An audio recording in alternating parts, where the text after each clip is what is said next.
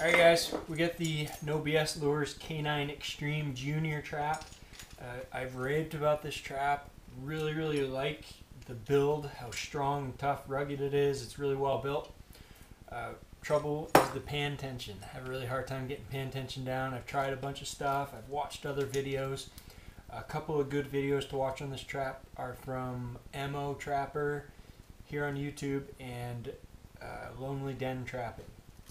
So those guys had some thoughts on them and talked about pan tension a little bit.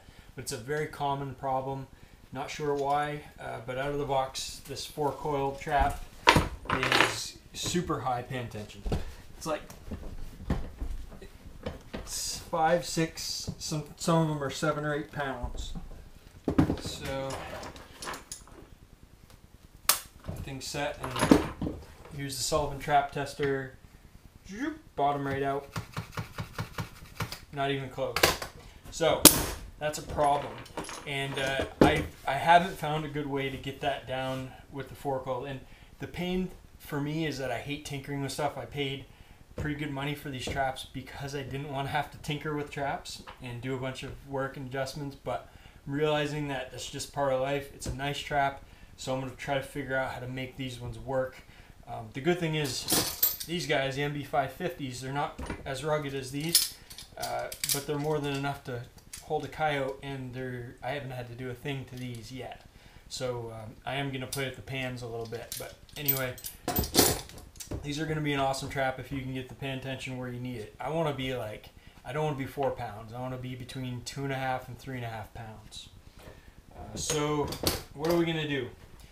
I haven't been able to do it with 4 coils. So first thing I'm going to do is take the 2 coils off. So I'm taking this 4-coil trap and I'm going to turn it into a 2-coil.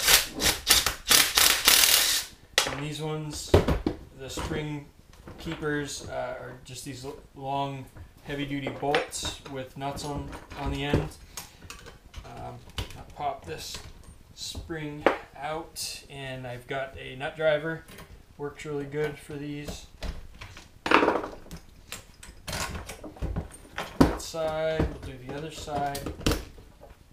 Just simply pop it out with a flat screwdriver so I can grab it with the nut driver. Pop that out, and then we just scoot these guys up, up. Doesn't take too long.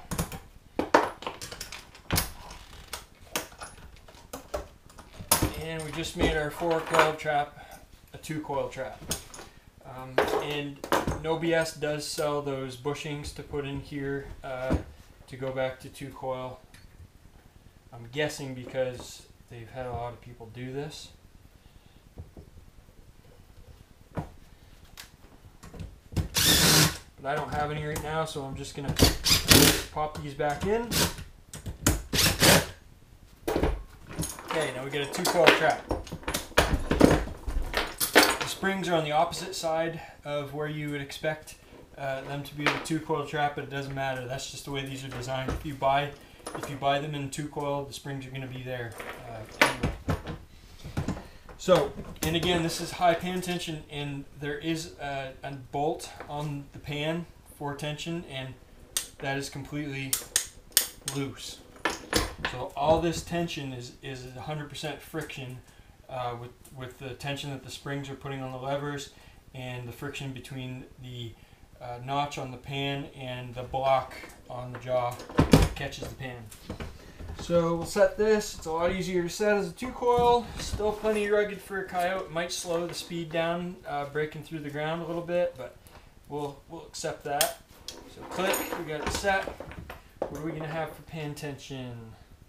1, 2, 3, 4, boom, bottomed out. So we're down to 2-coil, we're still bottomed out. So you can't just pull the 2 springs off these and expect to have the tension issues worked out. You still got to do some work. So next thing I'm going to do is I'm going to take a Dremel tool, and I've got a wire brush attachment on this Dremel. You can do it with a regular brush. It's hard to do with a file because it's really hard to get in at where that block is. But all I'm going to do is polish off the coating. These traps come with a nice black, thick coating on them, and it's just like, you know, it's, I don't know if it's sort of like a powder coating or it's like speed dip on steroids, but it's a really rugged coating. It's really nice, but it's also maybe a little bit causing a little bit of friction there, so I'm going to get this down to smooth metal.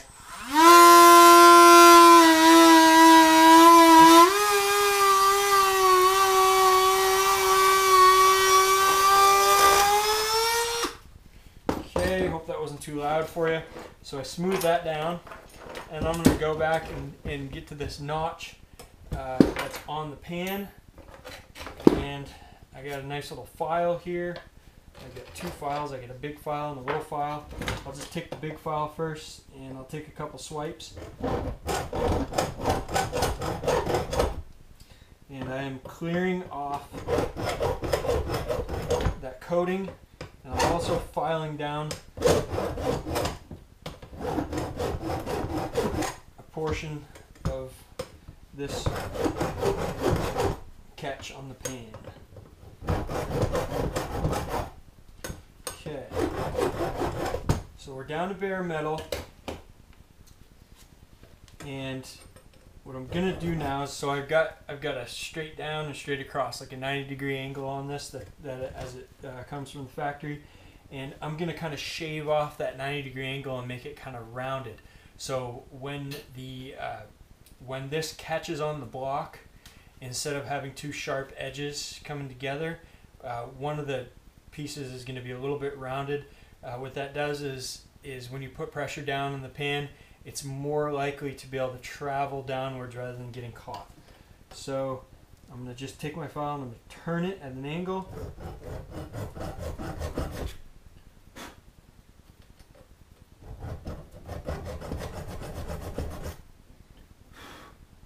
Round that off.